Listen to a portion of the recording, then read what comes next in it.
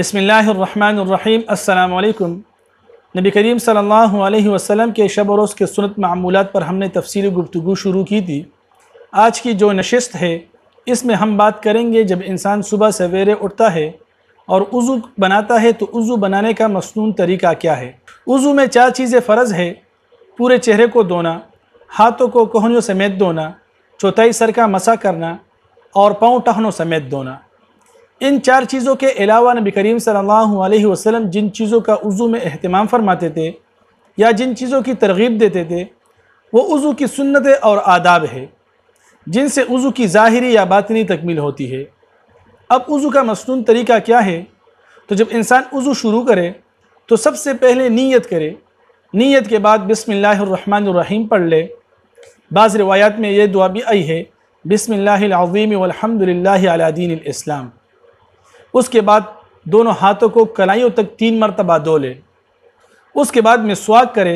अगर मिसवाक न हो तो उंगली से दांतों को मले, फिर मुंह में 3 मरतबा पानी डाल ले, फिर नाक में 3 मरतबा पानी डाल ले और नाक को बाएं हाथ से साफ़ करे। फिर उसके बाद चेहरे को 3 मरतबा धोना, यानी पेशानी के बालों से लेकर तोड़ी के नीचे तक और एक कान के लू से लेकर दूसरे कान के लू तक। अगर चेहरे पर दाढ़ी हो और दाढ़ी घनी हो तो जो बाल चेहरे के हुदूद में हो उनको धोना फ़र्ज़ है और जो बाल चेहरे के हुदूद से बड़े हैं उनको धोना लाजिमी नहीं, अलबत्ता ऐसी दाढ़ी का ख्याल करना सुन्नत है। अगर दाढ़ी हल्की हो तो उसके नीचे काल तक पानी पहुंचाना फ़र्ज़ है। फिर उसके बाद दोनों हाथों को कोहनियों समेत 3 मरतबा धोना। फिर पूरे सर का मसा करना।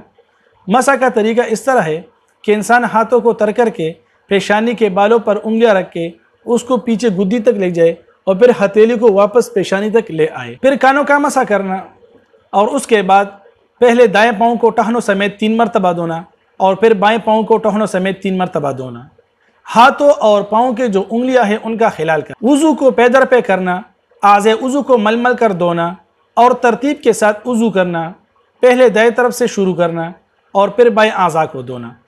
जब वुज़ू मुकम्मल हो जाए तो उसके बाद कलमे शहादत पढ़ना, ये भी मसनून है।